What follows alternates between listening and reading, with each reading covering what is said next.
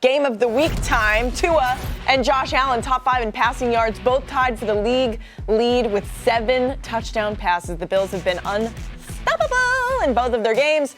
And against Miami recently, Josh Allen has won 7 in a row against the Dolphins. No big deal. But those Dolphins teams didn't have Jalen Waddle, okay? And Tyreek Hill, I feel like I want to waddle every time I say his name, throwing up peace signs on the way into the end zone. No, they did not. The Bills are favored in this one by 6.5, 5.5. The line's moved. That's a little steep. Patrick likes them by 4. He's going Buffalo 32-28. Greg, what do you think? That line. I have a similar score, 37-34 Bills.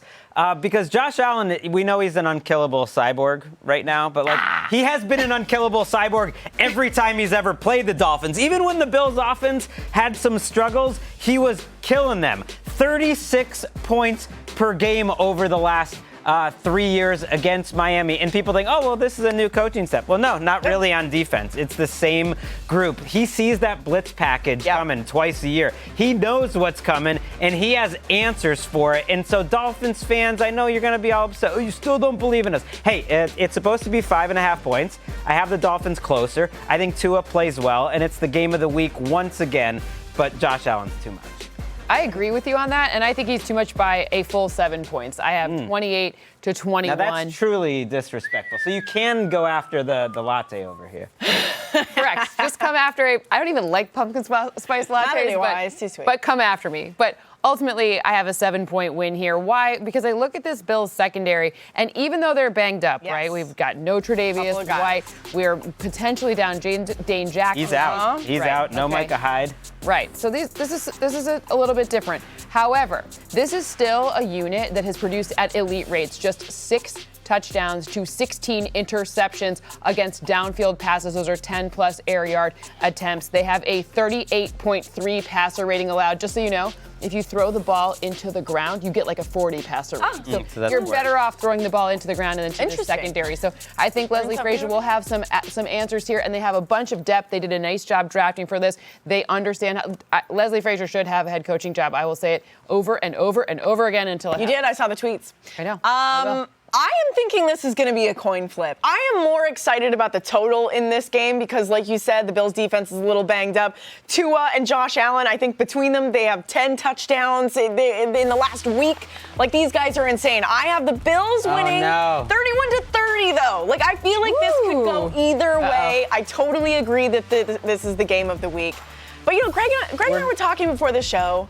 And, like, you know, you can look at the numbers and try to be as smart as you can, but why don't you just go with what you want to happen? And I want chaos to happen. Okay. I want this score to be that close. Here's what I don't want, though, is another meme alert tweet coming at us. So why don't you just pick the Dolphins then? Just switch it. Okay, well, let me say this. I love the Dolphins. They are so exciting. And you know what? I'll switch it. I'll go Dolphins. I'll go Dolphins here, baby. I don't know if they're ready for that. Okay. It's a Lonetta. Now it's a Lonetta. Go Dolphins, go. I thought it was going to be a coin flip, but you know what? I'm rooting for chaos. I'm rooting for touchdowns. The defense can take the day off as far as I'm concerned. I want McDaniel rolling up in his Lamborghini or whatever fancy car he has. I'm into the chaos. Okay, it's time for this guy or that guy. Tua had 6 touchdowns last week, okay? Allen had 4, 10 total touchdowns. Do you think either of these guys throws for 4 on Sunday? Well, nope, I don't. Come on. The pumpkin spice latte is the killer of fun. Just too many for either person. But I will say I am more likely to see 4 total touchdowns. Maybe one is on the ground, not necessarily through the air, for Josh Allen, who has been absolutely insane using play action so far this season. 5 touchdowns and about an 80% completion rate there for him. So when I look at Josh Allen, is probably a bit more likely. And I can't believe we got through this whole thing without talking about Von Miller. So part of the reason why is because I think that Tua is going to be under significantly more pressure, and it's going to be a lot harder for him to operate against Von and company. Every time we say this is the game of the week, it's going to be so high scoring. It's like 1 touchdown each for both teams. Like, come on. 4 is a lot. 4 is a lot. 4's a lot. We're not that lucky. Okay, well, I'm kind of bummed we're done talking about this game, but you know what else we have got to bring us back? Brady and Rodgers. We are spoiled in week 3. Just when you thought the week couldn't get better, look at that. Packers, Bucks. Not only does Patrick have the Packers covering, he's got them winning 23-21. Greg, what about you? Sneaky move by Patrick. He gets to go first with every pick. You know, Andy doesn't have to show up. He's giving us the thumbs up. Look at that. I have the Buccaneers winning this game. I have faith in this Todd Bowles defense. I have it 24-21. In the back end, look, this is a Todd Bowles show. I mean, we've been enjoying the Bowles for a few years. And you know what he loves more than anything is great defensive backs. Jamel Dean is playing like an all-pro. They gave that money to Carlton Davis because he plays so physical. They're making great plays on the ball. Antoine Winfield. Every position here is so good in the secondary that it frees Todd up to just really Bowles it out. You know what I mean? To just like go crazy with those blitz packages, to stay up till 3 in the morning creating those schemes because he knows they got it covered in the back end. And I think without Sammy Watkins in this game for Green Bay, they're not going to be worried about what's happening in man coverage. I think the secondary of the Bucs wins it for him. I mean, Todd Bowles is also masterful at stopping the run, which is probably even a bigger key to this one. However, I don't think that's enough. I think in this game, 23-21, Packers win in a surprise. Who is actually playing for Tom Brady? Unfortunately, they are without a lot of people that are important, and Tom Brady has a bit of a trend. Early in this season, he likes to target his slot guys. You know who's not here? Gronk. You know who's not here? Chris Godwin. You know who else is not here? Mike Evans. So without these options, if you look to see, by the way, 0 touchdowns and 1 interception to slot receivers so far this season. Last season, 5 touchdowns, 0 interceptions through the first 2 games. So that interior position, Can I interest you in a little Cole Beasley off the practice squad? He slid into Tom Brady's DMs right onto the field. You know what? Yep. You can. You can try. I'll see him out there. I will listen. I will listen to you, but I don't think that will be enough. And I do think that this Green Bay defense will look a little bit more like we saw against the Bears week 2, or than week 1. I had this game way closer, and I changed my score this morning. I'm going Bucks 27-21. Okay, thank you. You know, Brady started this season. He's like, I'm not practicing on Wednesdays. So I'm going to spend my time with my family. Guess who's at practice on Wednesday? Tom Brady, okay? He is preparing for this game. Aaron Rodgers versus Tom Brady, GOAT versus GOAT. It is going to be so funny. I know that the beginning of the season, Aaron Rodgers was just like, I'm going to give my offense some time to figure it out, but eventually, they're going to have to figure it out. Last week, Aaron Jones turned into a wide back. He had a rushing touchdown. He had a receiving touchdown. But other than that, how many options does he have? I still want to watch this offense for a couple more weeks, and I'm going to rely on the GOAT, Tom Brady, to win this one. You know, I watched the two of them, Tom Brady and Aaron Rodgers, play golf together. Yes, and you did. You know who won that? You worked there. I did work that. Aaron sunk that putt. Holy, that guy was, cool under pressure. Locked in. Ice in the veins. Point, but you know who's won a lot of more meaningful football games, including against each other? We talk about golf all day. That's Tom. We talk about golf all day. Tom Brady. Oh, okay. You can use NFL Plus to listen to our guy, MJD, call the Rams-Cardinals game on Sunday. The Rams are a 3.5-point favorite on the road. Patrick likes them by a touchdown. Sin, are you going big on the Rams as well? What do you like? I think that the Rams win, but I think that they keep it closer. I think it's 26-24. That's what comes up most often. That's fun. The model always loves the Cardinals, I've noticed over the years. Who won last week? The Cardinals? Big comeback. Well, look, part of the reason why I have the Rams winning is because of Matthew Stafford against the blitz. No quarterback has been stronger against the blitz since the beginning of last season, a 139.2 passer rating. You know what inexplicably happened the first week? Well, smart of the Bills not to blitz at all, right? Mm-hmm. It really worked. Mm-hmm. And then Arizona, they decided to blitz Kansas City over 50% of the time. That didn't make any sense, right? So if they keep blitzing, it's going to be a long day for the Cardinals defense. So I think what happens here is they smarten up a little bit. They don't blitz. They drop back into coverage. And we see Matthew Stafford have to still use Cooper Kupp. Still a monstrous game for both of those two, but be a little bit smarter when it comes to games. I'm a little worried when the model has the game so close, and I don't, because I have the Rams winning this game comfortably by 10 points, and it's partly because of Sean McVay. Oh, wow, 10! He owns the Cardinals. He does. He is 6-1 against Cliff Kingsbury. They've scored more than 30 points in 5 of those games. And you know when you're at a job for a while, and it's like, he's already been to the top of the mountain, you need new challenges. Like Cynthia, it's like you used to do 1 million simulations. Now what do you do? 3 million simulations? Falcons, right?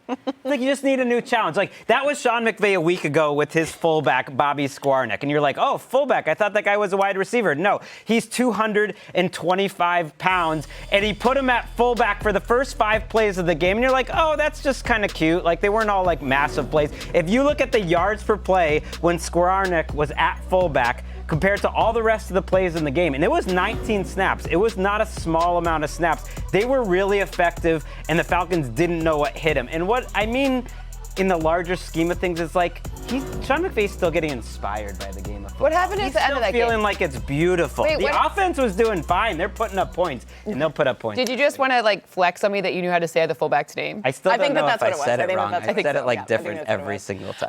I'm with you, though, Greg. I've got the Rams winning by a larger number than what Sin's got. But, you know, last week, they looked kind of a mess against the Falcons. The Falcons almost came back and won that game. Sean McVay, after the game, in his post-game press conference, said, I need several drinks after that happened. So I do think that they're going to come back with a vengeance.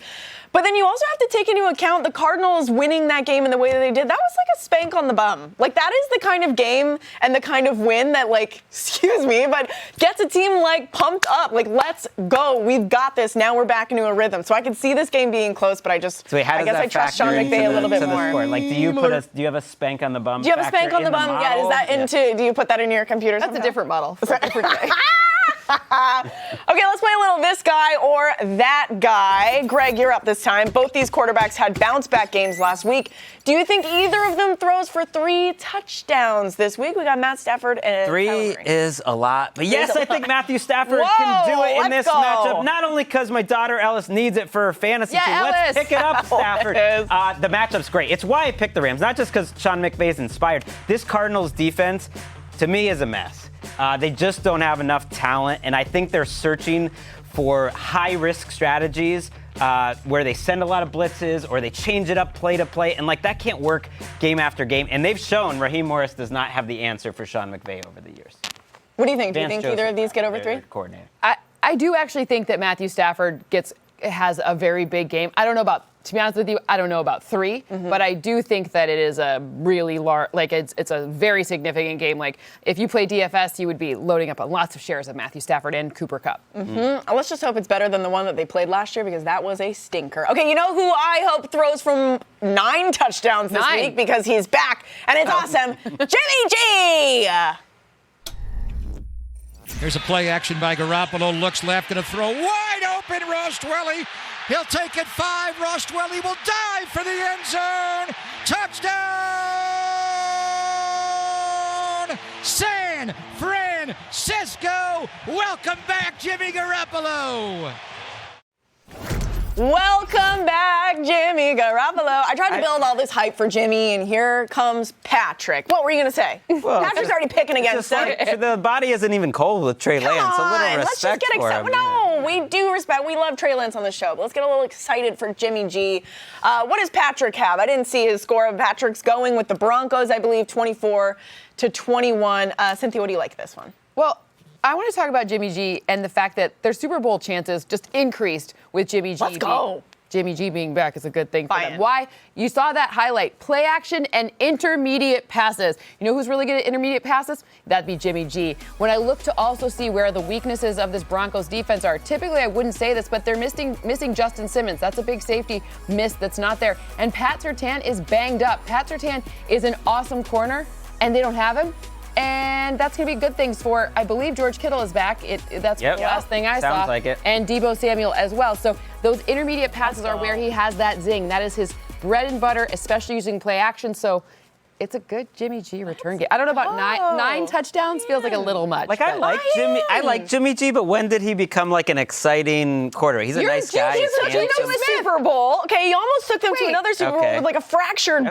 No, you're all Smith is good, but Jimmy G is not. I'm just saying the 49ers win this game, but it's not because of Jimmy G. And they would have been fine with Trey Lance. They're going to win it because of Nick Bosa and Ebukam and Arik Armstead. Hopefully he plays in this game. He is banged up. And Javon Kinlaw.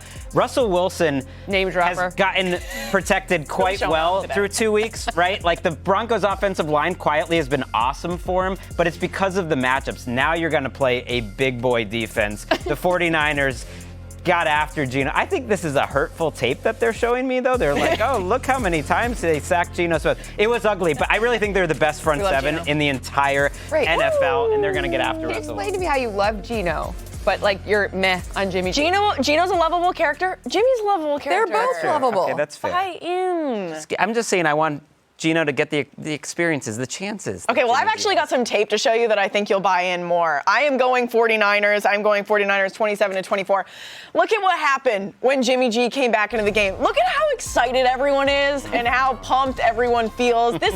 No matter what you think about Jimmy, you got to listen to what the locker room is saying. They love him. He has been there for, 6 years now? Kyle Shanahan, I know he has been on and off and saying that he's in and saying that he's out, and the offseason was weird. Look at Kittle excited. Like, this is a team that's going to have fun for the rest of the season. And like I said, he took him to a Super Bowl. He almost took him to a second one with a banged-up throwing hand, mind you. Buy in. Come on. Okay, I'm in. Thank you. Hey, good news for the Titans and Raiders. Somebody's got to win, right? Well, actually, I guess not, because the Titans are in the AFC South, and teams have been known to play for ties.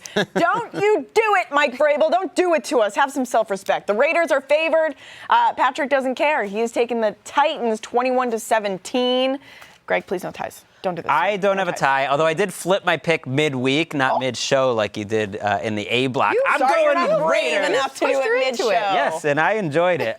Raiders win this game. I just think they're better. Like, come on, yes. Yes, the Titans always get it together here and have surprising wins when they have a lot of injuries, and they do. They're without Taylor Lewan. But if you look at their running game right now and what Derrick Henry is not doing, it's like an identity crisis. It's like the Titans have been one way forever, right? And it's like, this is who we are. We're big, strong men getting off the bus. We look better than every team getting off the bus. We're just gonna push you around, and eventually we're gonna push you to the ground.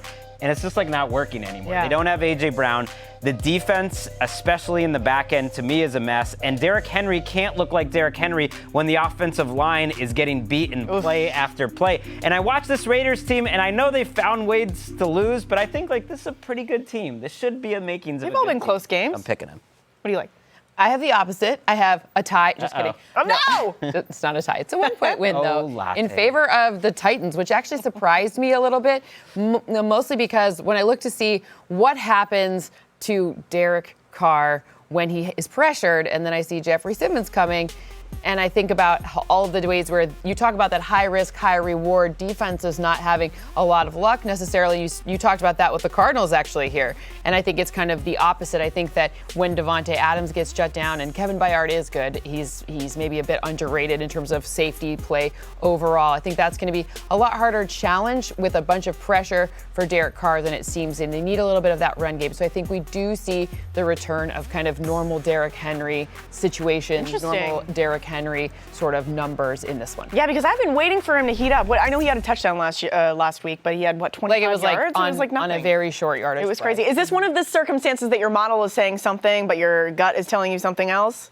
It is. For whatever reason, I just feel like it's going to be very hard. Like, I look at this Raiders team and I'm like, high risk, high reward. Like, it's either going to go, they're going to have one of those deep plays connect, and Davante Adams will have 3 touchdowns or something crazy. That's what my gut tells me, but the math goes with. The vibes will be terrible in Las Vegas. The vibes will be terrible. Okay, I'm going Raiders 24-20 if they lose this game, you said. We were talking before the show, and we said this is like a game that either Derrick Henry absolutely goes off or balls out, or also Davante Adams could absolutely go off and ball out. I have it close. I'm not super stoked about this one. I feel like it's kind of a stay away, but I'm going to pick the Raiders. Okay, it is time for another this guy or that guy. Not great weeks for Davante Adams and Derrick Henry, as we were just saying last week. Didn't someone say on this show last week that Davante Adams was going to have a huge game? Didn't someone say that? Yes. Was it you? I don't remember saying. Oh, okay. It was me, Andy, on 12 yards. Okay. Anyways, which one of these guys scores on Sunday?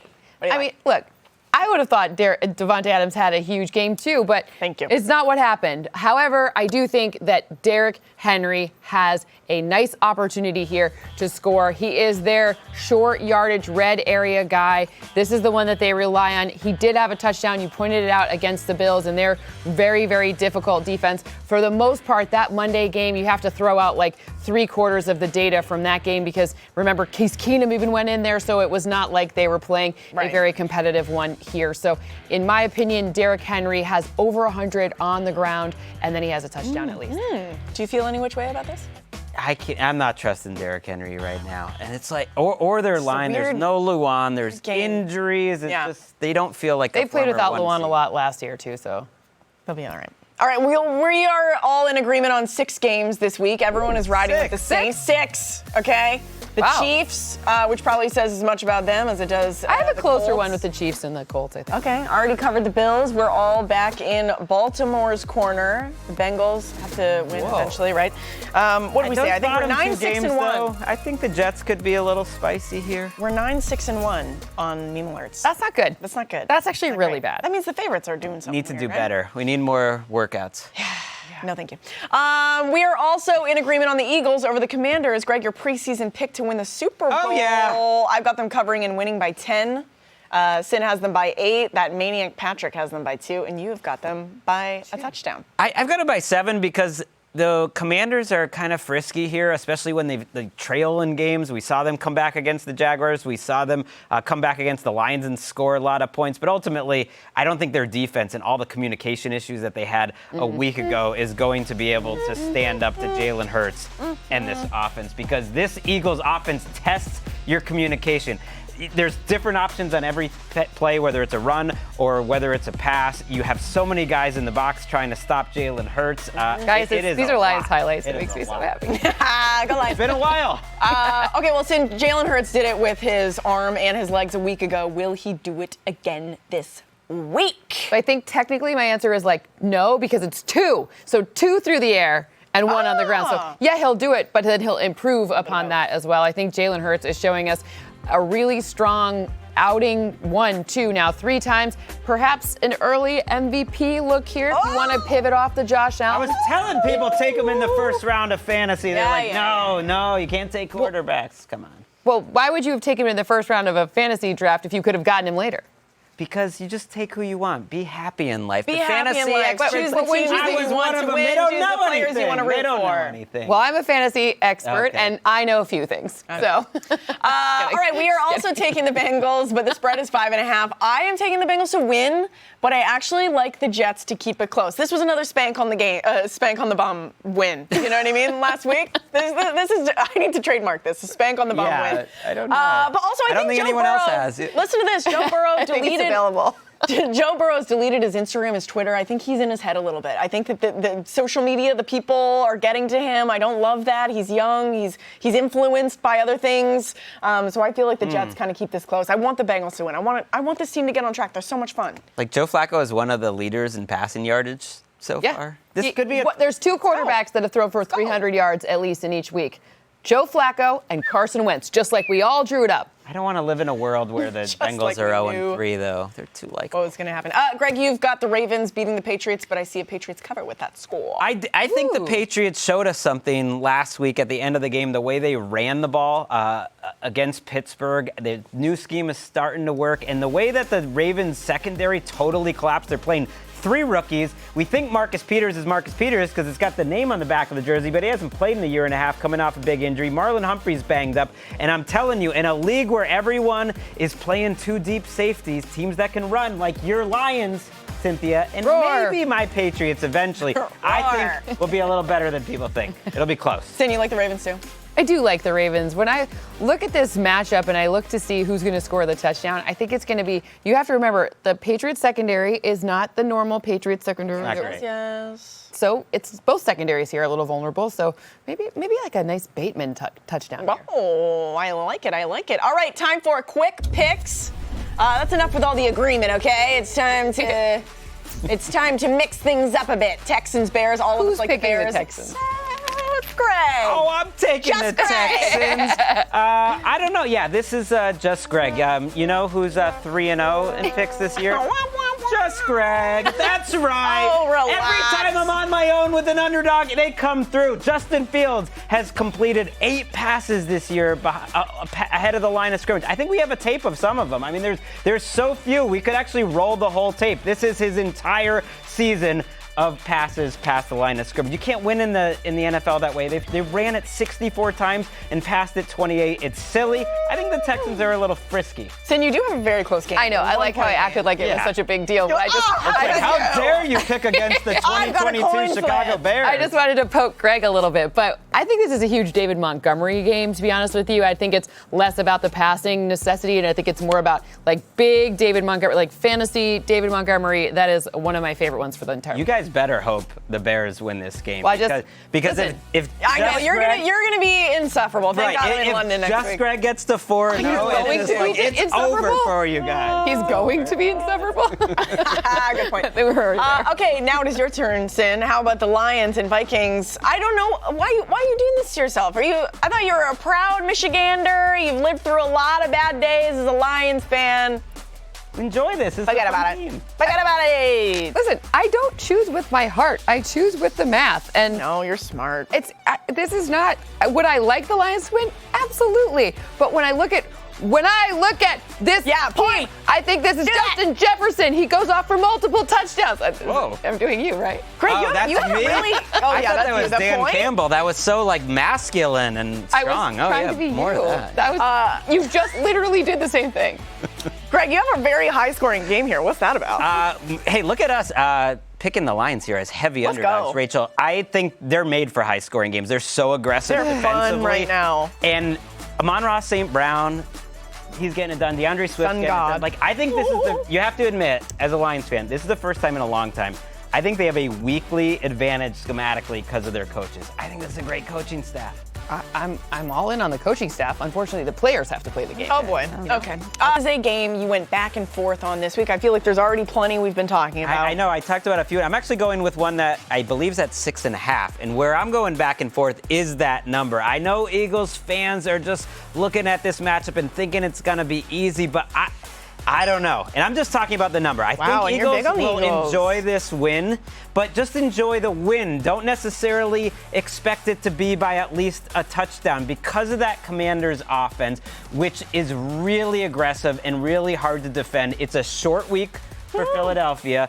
They're on the road here. They're coming off a primetime high. And like I said, I think if the Commanders fall down a couple scores, they could sneak in the back door at the very end. So I have a hard time knowing who's going to win it in terms of the margin. Just stay away and enjoy the game if There you you go. Wow. Let's not forget That's Carson it. Wentz threw You- 4 like, you are a touchdowns wordsmith. week one. Well, I really threaded that needle. You really are a word. Like that's impressive. Ay, ay, That ay. was like really. You were really showing your chops there. Cynthia, what's your call it in the air? I'm not anywhere near as eloquent as my friend Greg here, wish. but I think both you're actually picking the Texans and I have the Bears, but I think this game could go either way. Brandon Cooks, when I look to see how efficient he's been, like people forget about him for fantasy, and I'm a fantasy expert, so we should obviously be telling people what's going on with fantasy. But when I look at this game and I look at this matchup, both defenses have had some strengths and some vulnerabilities, and then both offenses have shown me a lot of interesting looks, so I don't feel comfortable picking one. I mean, I've seen Davis Mills play really well. I've seen not so much. I've seen the O-line let them down for both teams, so this one feels about as coin flippy as it gets. I totally agree. And I picked the Texans, and I'm But you had it excited. close, too. I'm excited. I'm by myself on it because to me it's a coin flip game. So I'm glad that the three of you are on Right. one Sticking team, your but neck out. This is a game to stay away from. Stay away. I'm going to talk about the Chargers-Jags game. Just for the record, a lot of people are like, oh, you picked the Chargers to be your new team, yet you haven't picked them to win at all ever. I had the Chargers going into this one, but I just think there are too many question marks about the health of their quarterback. I think maybe by the time you're watching this, Justin Herbert's either playing or he's not. It's not looking good right now.